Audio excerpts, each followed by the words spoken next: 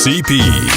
Are you serious? He's gone! 40, 30, Portis all the way! Touchdown Redskins, 64 yards! 26 minutes.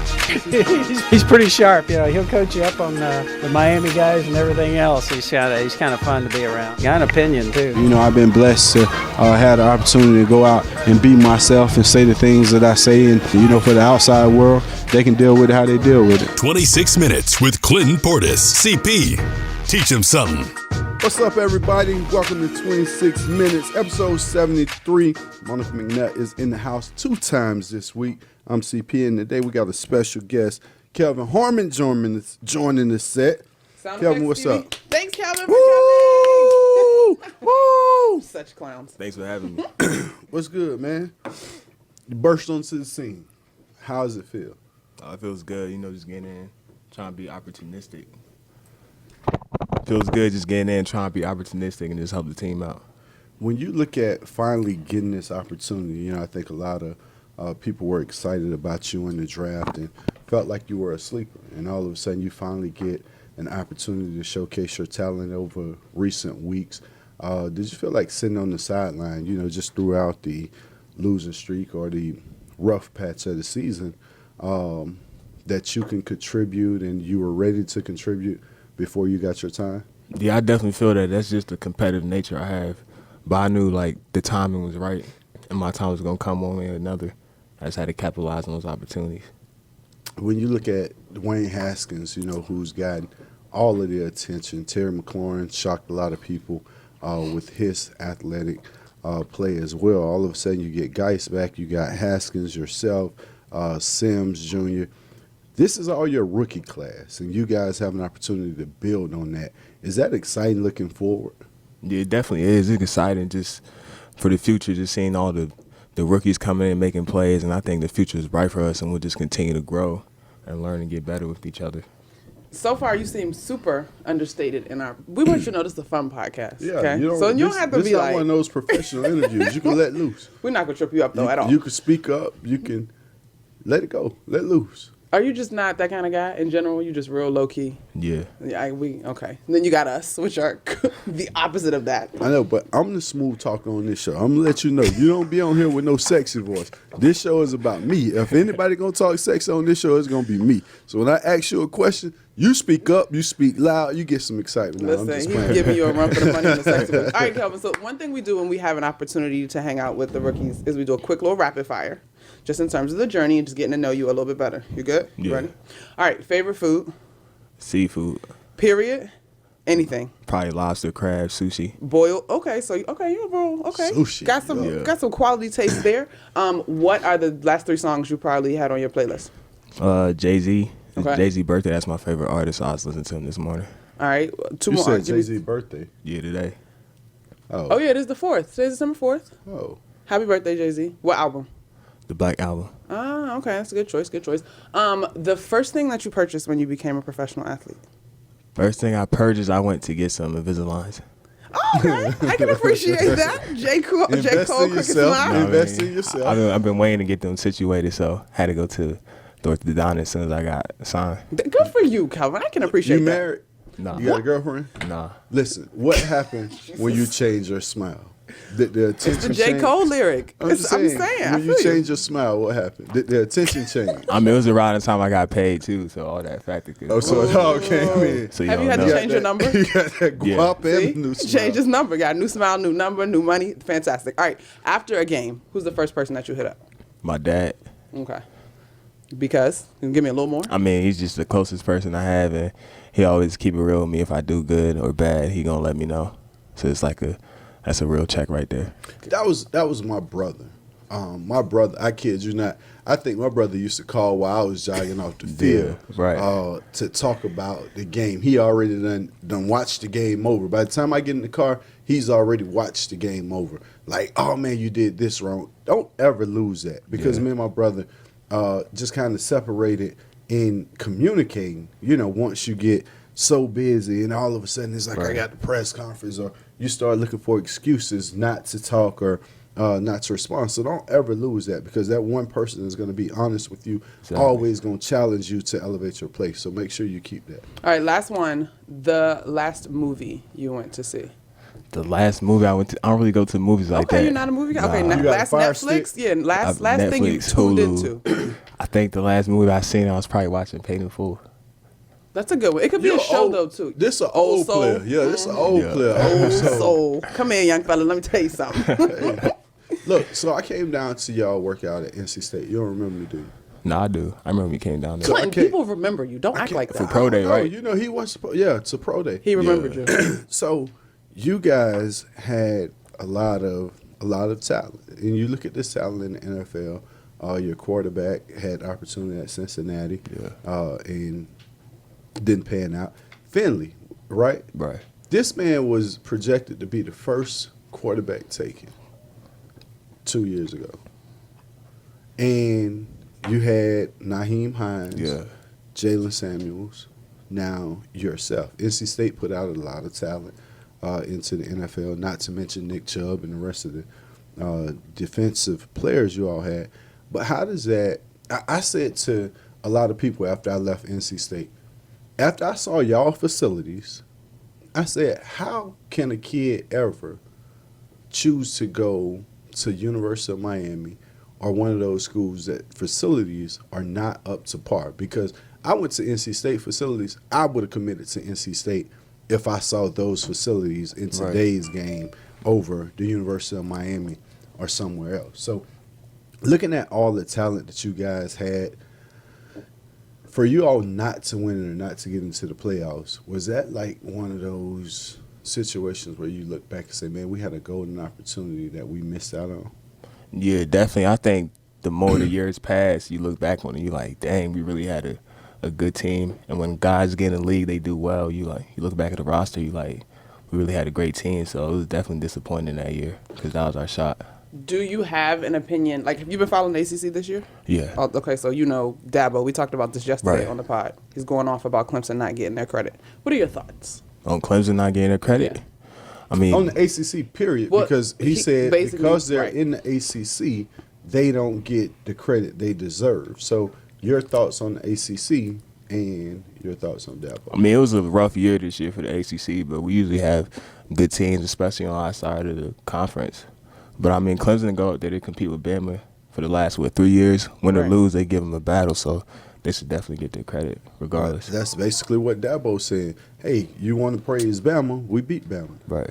So Dabo gets on my nerves personally. But anyway, all right, Kelvin. Hater. So I'm not a hate.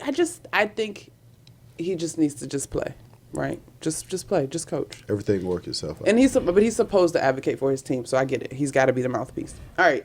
In general, though, through this process, how much have you grown this season? Like, what has your first year as a pro taught you about yourself?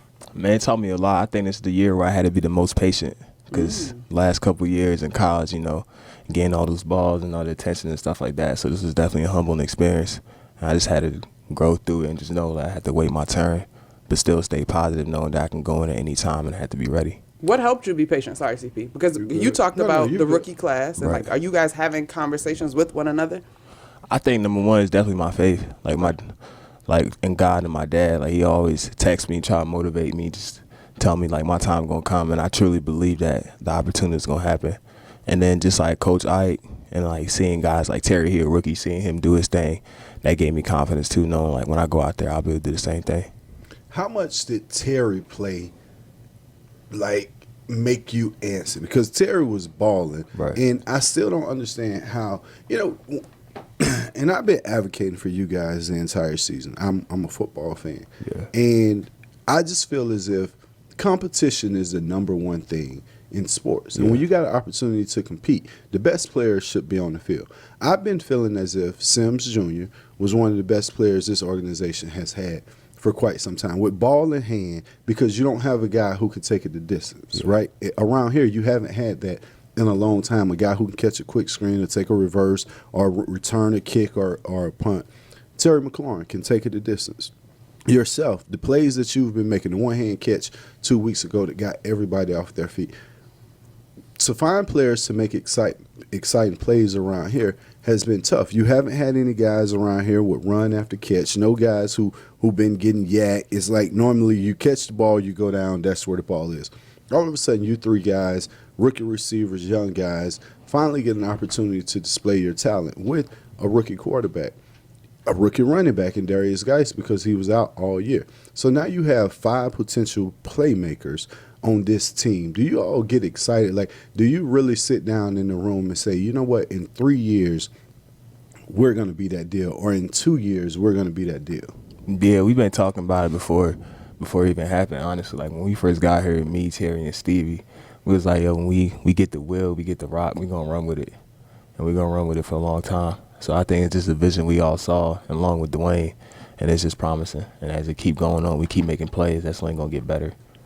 What about Dwayne's growth? How much have you seen Dwayne grow from day one of you all coming for rookie mini camp till now? Yeah, I think what he went through was very humbling for him. So he just grew. He became more mature. He's being more like a vocal leader. You can see him develop into a team captain type of guy. Well, there you have it. Kelvin Harmon Super on excited. 26 Wait a minutes. minute. Are you enjoying the DMV? You're a Jersey guy. You moved to this area. Tell me that my area has shown you You grew love. up a Giants fan? Nah, I was a Colts fan. Why? How'd that happen? I like Marvin Harrison and Reggie Wayne. Okay. Marvin That's Harrison, legit. bad man. Reggie Wayne was my teammate. That's a bad man, Okay, too. just the DMV. You love it? You I mean, I enjoying really it? get around like that, but okay. I went and saw the museum like 2 weeks ago. That was pretty cool. What museum? There's lots of them. African American one. Shout out to you, taking in some culture. That's a Yeah. good museum. Man, you went and got this golden smile, and the only place you've been is the African American We're gonna have to get Museum. you out, Kelvin. Hey, I'm telling you, you better go get your hair braided and step out. You know, this city gonna turn you out. You're gonna have a good time, though.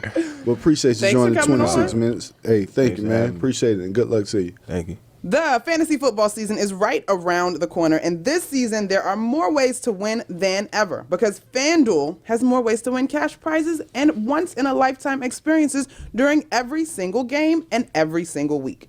Never played FanDuel Fantasy before? Great, because new users get a $5 bonus with their first deposit. Sign up for FanDuel now and get $20 in total bonuses.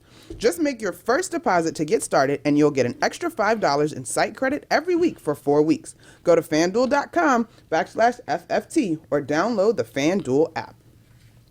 Helping people improve their lives is what should drive business. That's the belief at Koch Industries, which employs more than 65,000 people across America. The team at Koch works together to meet the world's changing needs in transportation, medical care, water filtration, household goods, energy-efficient building products, and everyday technologies, all while consuming fewer resources. See the innovations firsthand at KOCHindustries.com. Welcome back to 26 Minutes. CP, Monica McNutt. We're in the building. Our guest, Kelvin Harmon.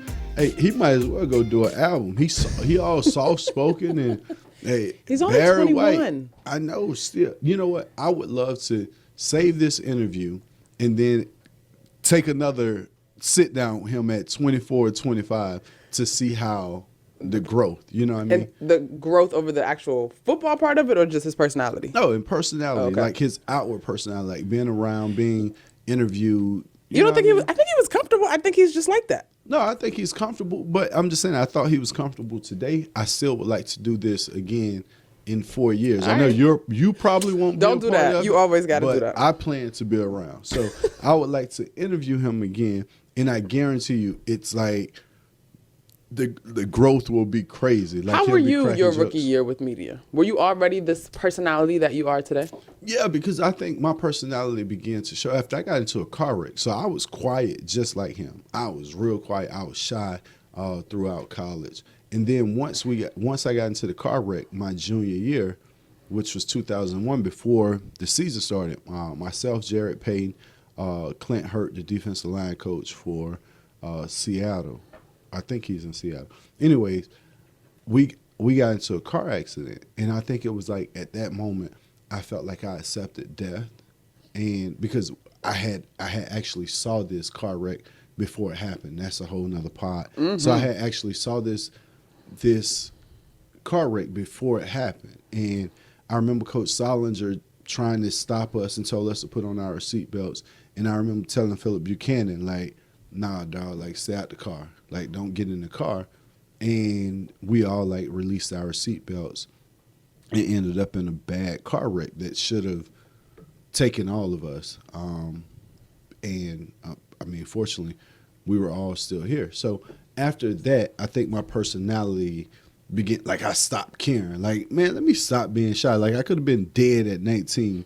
And this was like in August before I even turned 20 in September. And it was like, I could be gone. You know what I mean? And I'm sitting around here all shy and no personality. Like, people that knew me knew my personality, like knew I was a jokester or knew I was a trash talker. But if I was around people that I didn't know, I wouldn't say anything. Like, I'd just sit there and nod, like, you know what I mean? So I think after that car wreck, my personality began. Then I got drafted.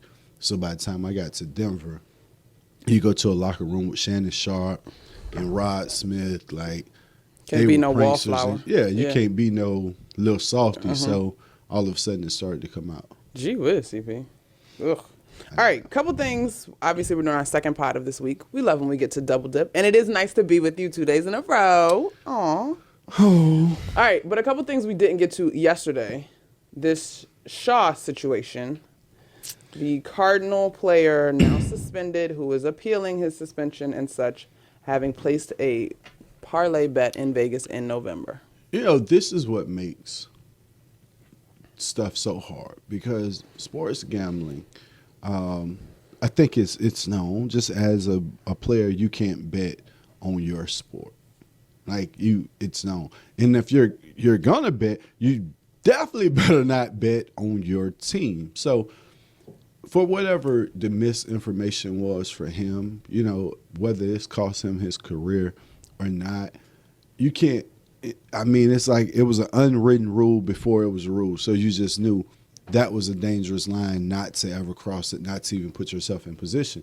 I could think of my playing career, and I just would be quiet. Like, if I heard people talking about sports betting, out of that room, I was gone. It wasn't nah, man, we gonna kick they butt. Let me get out of this room. Let me get away.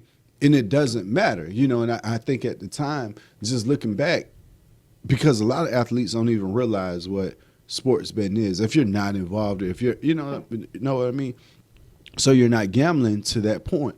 But when you start, you know, it started to become a big thing. And now that it's made its way to acceptance, like, the eyes that's on this is definitely, you can't go in and do anything.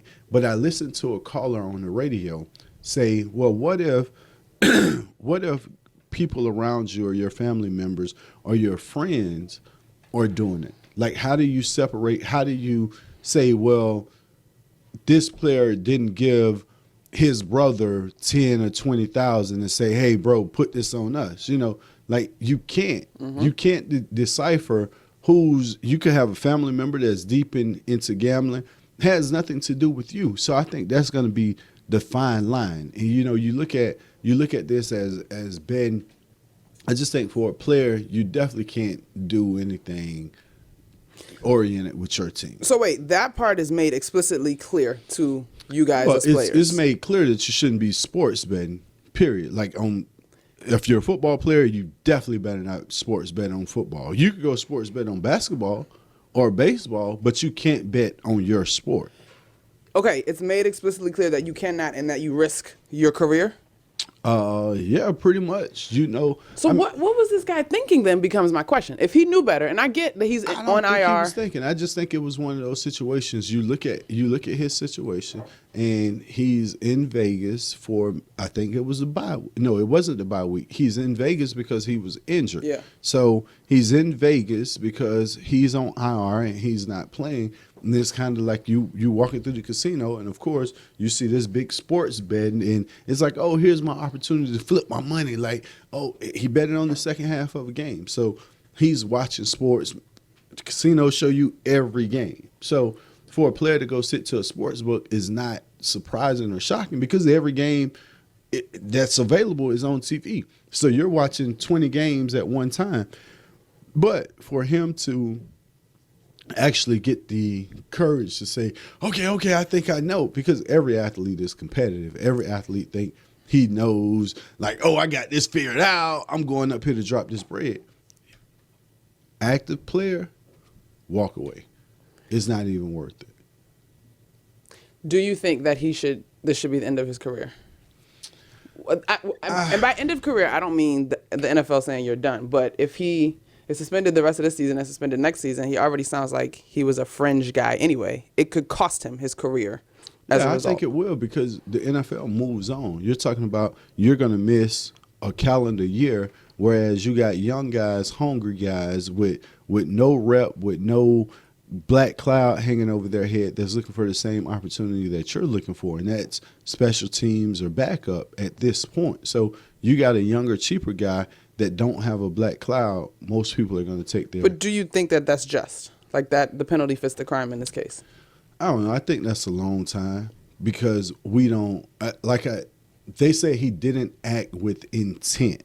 Like it wasn't malicious, like he got some inside information, right, or a phone call at halftime. Like, yeah, dog, like, yeah, man, we about to stink it up, And I think it was just one of those misjudged. I don't think he should be penalized for the rest of his life. But at the same time, as an athlete, you don't really get too many chances, especially when you're walking that fine line already. Super unfortunate. If that genuinely was just a moment of not thinking and it ends up costing him his career, that's tough. But life is tough. Life is really tough. So that's one of those situations you want to stay away from. Any active player, anybody, just stay away from. But even in this conversation, you said you as an NFL player could not bet, right? But also, shout out to you for coming on my pod last week. You were friends with NBA players. Yeah. In theory, like, to the caller's point that you brought up, in theory, like, y'all boys, like, what? How would this be regulated? Is it a concern? Well, I think everybody that's in, most people that's sports betting know somebody.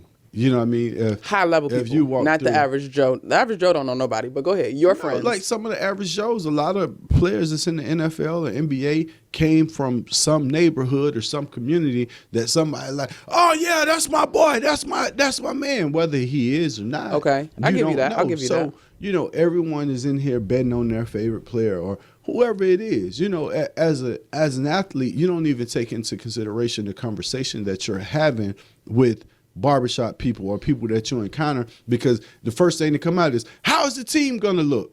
You're answering honestly. Oh, man, we're feeling good. We're doing good. Oh, how is Dwayne? How is Geis? I don't know you're getting ready to go put in a bet when I'm honestly answering these questions.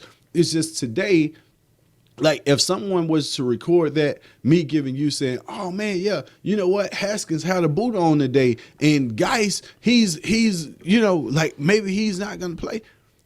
That's inside information. Not actual information, listeners. That was just an example. Continue. Yeah, that was just an example, but you could actually get in trouble for that conversation. So I just think in today's game, especially one that's so guided towards fantasy football, where everyone is checking on this one individual. Let me see if this guy playing. This is my guy. This is who I need. And it seems like the conversation is, oh, how is Tom Brady? Right. What you think about Tom Brady? How are you all going to stop him? You like, oh man, we're going to put pressure in his face. We got all these blitzes designed to come right up the middle at Tom Brady because he's not going to lead the pocket. And they use that information to go bet their house, and they lose, and it's like, oh well, this guy said, you could be implicated so quick. So that's just one of those touchy situations. It is very murky for sure. Do you gamble? Are you a gambler? Yeah, sometimes. I ain't got no money to gamble, and the NCAA videos in college scared me to death. They're like, you're an athlete, you're gonna get addicted and lose everything. I was like, okay, I like baseball. Like it's sports, but like again, the competitiveness of an athlete, is you always feel like like some people, I walk through or I'm around, and you got these people putting in 10 or 20 team parlay teasers. Like you're never gonna hit that. Like a 10 or 20 teamer, and they always be like, oh, I missed it by 2 games. Next week you're gonna miss it by 2 games, and the week after. So it's just one of those situations where you feel like, as an athlete, you're like, oh man, I know LeBron gonna come through. You see what I'm saying? Like, I watched the Lakers, and now I need to find. Maybe I put it all on LeBron, and this night AD is not playing, and LeBron got to carry it by himself, coming off a back-to-back. You're like, what the hell? Like, what the heck? What just happened? So you just got to be careful, you know. Risky business. We're going to pay some bills, and we'll be right back. Like any great roster, the Virginia Lottery's lineup of holiday games features different and impressive stars. Let's take a look at the lineup. For $1, you can play the Naughty or Nice Scratcher and have a chance to win up to $1,000. The $2 holiday cash games gives players a shot at winning up to $20,000. 5,000 Overload features 300 $5,000 prizes in the entire game. The Holiday 7 Multiplier Scratcher is a clear way to have fun. And $600 Holiday Bonus Cash is loaded with over 6,500 600 prizes in the entire game. Plus, there's Virginia's new Millionaire Raffle, too. And don't forget that you can play holiday-themed e-games on your mobile device with Mobile Play. All you need is the Virginia Lottery app and to be at a lottery retailer. Give the gift of Virginia Lottery. Holiday games. Redskins defensive lineman number 93, Jonathan Allen, hates to lose. So he's teaming up with Papa John's and you to help donate to Sasha Bruce Youth Work, helping homeless children in our region every day. Team 93 needs you to make it a winning day for your family and these special children.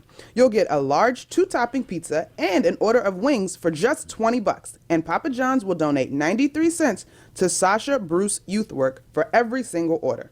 Play to eat, play to give, but play to win because nobody wants to lose.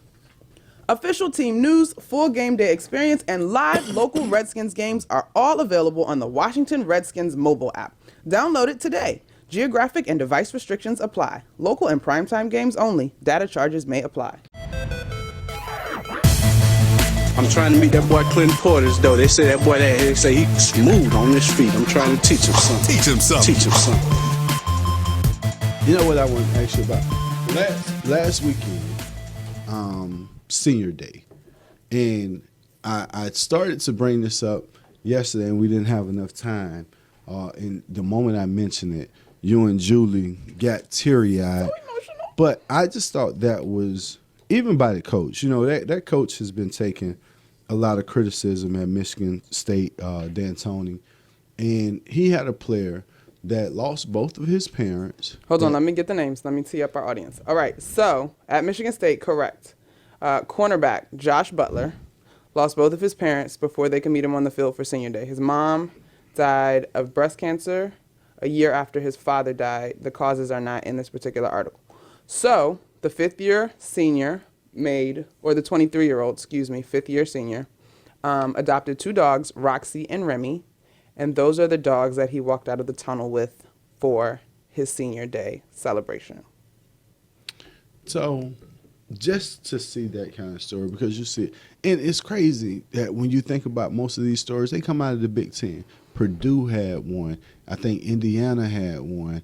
The Big Ten is because the location of the Big Ten and just the passion and love for those schools, they always have these kind of stories come out. And I just wanted to commend that young man for never giving up and finishing. You know, I think a lot of people, such as Coach D'Antoni, take so much criticism and so much heat that you don't really understand the guidance that a lot of coaches provide for young men to overcome or achieve their goals. So shout out to Michigan State with some positive news. I actually have a question because this morning I saw this on Instagram. One of my friends, his podcast is the Players Point podcast.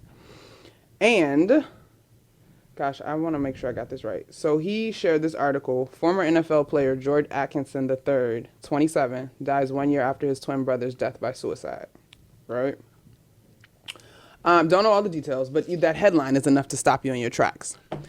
We're in a unique space in 2019, going into 2020, where we are having conversations about mental illness and your mental health. But football is still a physical, macho sport. What does that look like for today's athlete in a way that is not deemed soft, or do people just need to eliminate the word soft and understand that these issues are real? Because we look at someone like Josh Gordon, who has been public about some of his struggles. So first off, I think it's a sad situation for the Atkinson family. I saw that pop up, and I read it yesterday. And his dad played with the Raiders. His brother committed suicide last year, and he instantly said he struggled and he went to a dark place. But his 2-year-old daughter kept him moving. And today, a year later, for him to be gone, it's one of those tough situations that you never know what people are dealing with. Absolutely. And from outsiders, because we don't really communicate, we don't really sit down and talk with our neighbors anymore. Back in the day, in your grandparents or your parents' day, like your next door neighbor, you knew. Go over there, get some eggs, you flowers, can go get whatever. Yeah. Mm-hmm. In today's society, everybody is so secretive or so anti, and you don't know your next door neighbor. You don't even wave in the morning when everyone is pulling off for work. You don't realize the car, like you just don't pay attention to anything outside of your household. It seems as if the world has become so selfish to I. Yeah. And everyone is concerned about I, that you don't take the time out to notice everyone else. And because we don't communicate, or because our communication